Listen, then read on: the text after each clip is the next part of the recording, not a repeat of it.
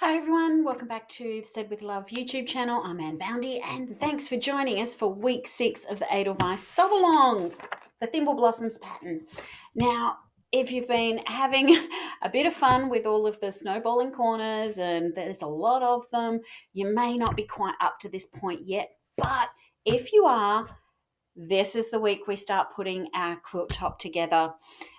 We've still got a little bit of cutting. I did suggest way back in the cutting week, the very first week, that you didn't cut your binding and your borders just yet.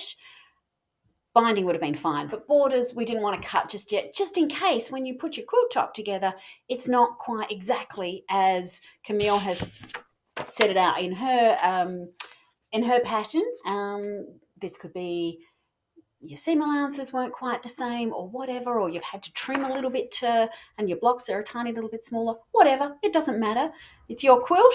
But when we come to start cutting the border fabric, we obviously need to measure our quilt top to find out how big the borders need to be.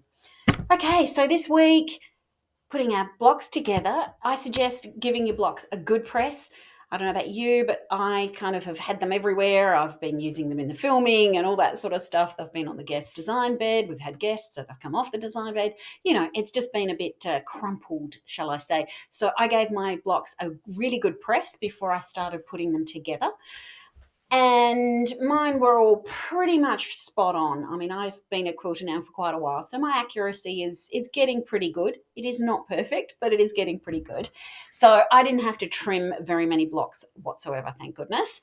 The only place that you need to match points is this point here, where the flower petal meets a vine stem, the middle of a vine. And we just need to make sure that you're pinning that point so that you're getting it close. If you had a good close look at mine, you'll see that not all of mine are perfect either, but I did make sure that I was trying to get them as close as possible. And if I couldn't get them exactly matching to the very exact point, they were at least centered. You know, then visually it doesn't look too bad. But I'm pretty happy with how most of them have turned out. I've given it a good press. I have now measured my quilt top. It is slightly different than what Camille's finishes at, but you know, that's life. And then we are up to cutting out our border fabric. I would never pick a border fabric that has a plaid on it by choice. As I said before, with plaids, they're not always printed straight on the bolt. They can, skew if you iron rather than press, as in you're putting steam and you're stretching your fabric. The lines sort of go wonky. All those things that my little brain don't like very much. But I sucked it up because that was what Camille had selected for her quilt pattern and her quilt kit. And so what I did, I actually found one of these lines, measured my inches across for the border, and then cut full width of fabric. So I didn't have it folded or anything like that. I was literally cutting full width of fabric, which is a bit time consuming because I don't have a table that's that big. So I have to keep moving the fabric and resetting it and realigning it and things like that. But it works quite well. This particular print comes out quite nicely on the width that we needed to cut it at.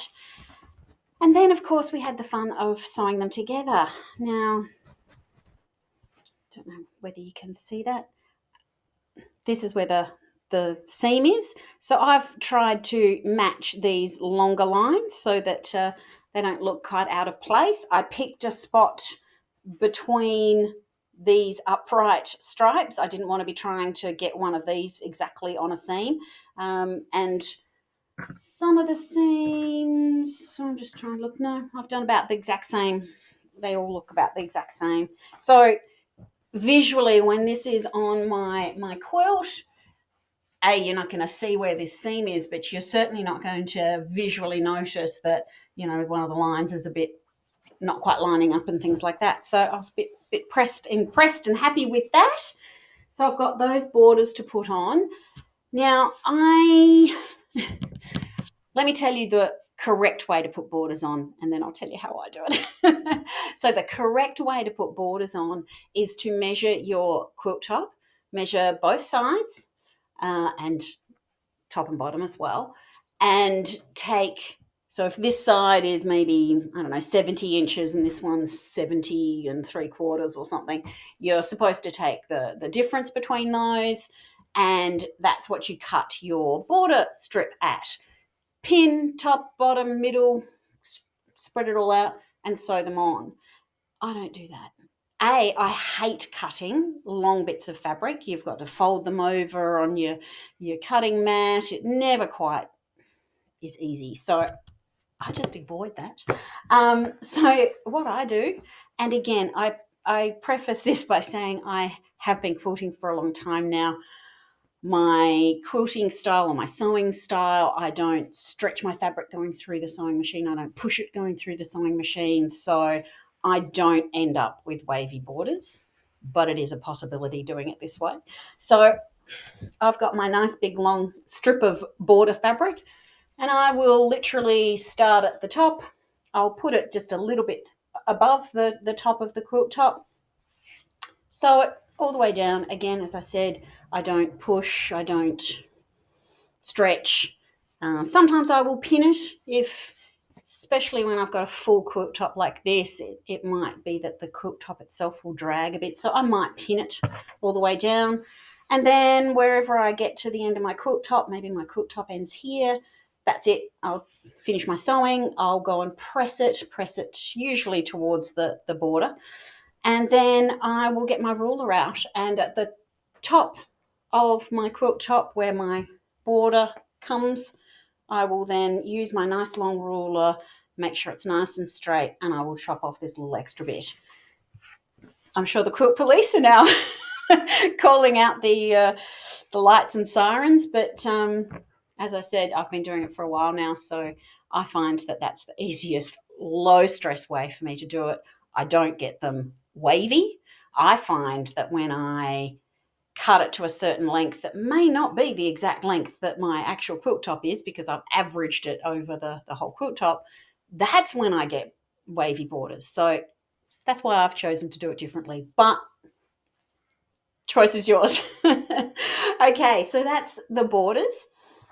As you can see, I've still got my borders to actually sew on, so I'll come back in a little while and show you what the finished quilt top looks like. The other thing that we're going to do this week is to cut our binding.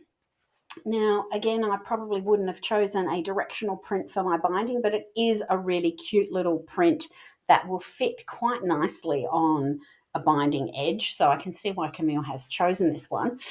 So I went ahead, I cut my binding at 2 1/4 inches wide rather than the 2 1/2 inches that Camille talks about in her pattern. Just, again, I've been doing it for a while. That's what suits me.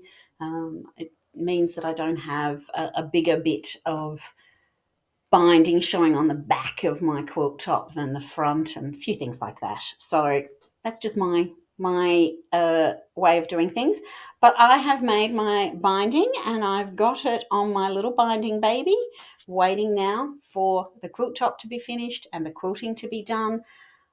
I've got these binding babies. I get these binding babies in the shop. They're made by a lady in America, but they're just so cute.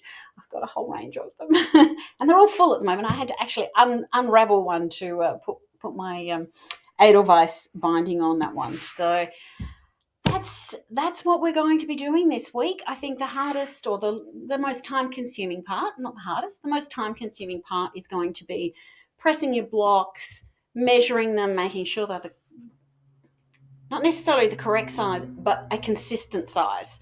So if your blocks are all a little bit over, that's fine. Leave them a little bit over, and you can, your quilt top will be just that little bit bigger. Then pinning, sewing them together, doing the rows, putting the rows together. And, it's one of those things you've got to take a little bit of time over to make sure that you're getting your seams right and things matching, and your rows are going together okay. But gosh, doesn't it look gorgeous when it's finished? Can't wait to see what your quilt tops look like. So as I said, I'll come back and give you a picture at least, if not a quick video, of what my finished quilt top looks like with the borders on, and I'll talk to you then. Okay, so I have got my quilt top finished. I've put my borders on and they're looking pretty flat. So I'm thinking it does frame it quite beautifully. So I'm really happy with it. So I'll get it down in a second and show you up close how I've managed to get the corners with that plaid fabric working. Okay, so I've just got it off the wall, and the plaid fabric, as I said, I cut really straight along those lines. But then, of course, I realised that I'm going to have lines meeting here and lines meeting there. So how was I going to deal with it? I dealt with it as best I could. So it's not perfect, but I've tried to line up those lines as they're going across so that visually it's not too far out. And I did that on the other top corner of it as well. Again, not perfect, but close enough. What do we say about the the blind man on a galloping horse? Of course, down the bottom, by the time I've gotten all the way down to the bottom, they are not matching, but I chose to do that down the bottom of the quilt. So again, people won't notice terribly much. So I'm really happy with that. The borders have gone on nice and flat, and I did my, not the way it's supposed to be done, but it's the way I do it.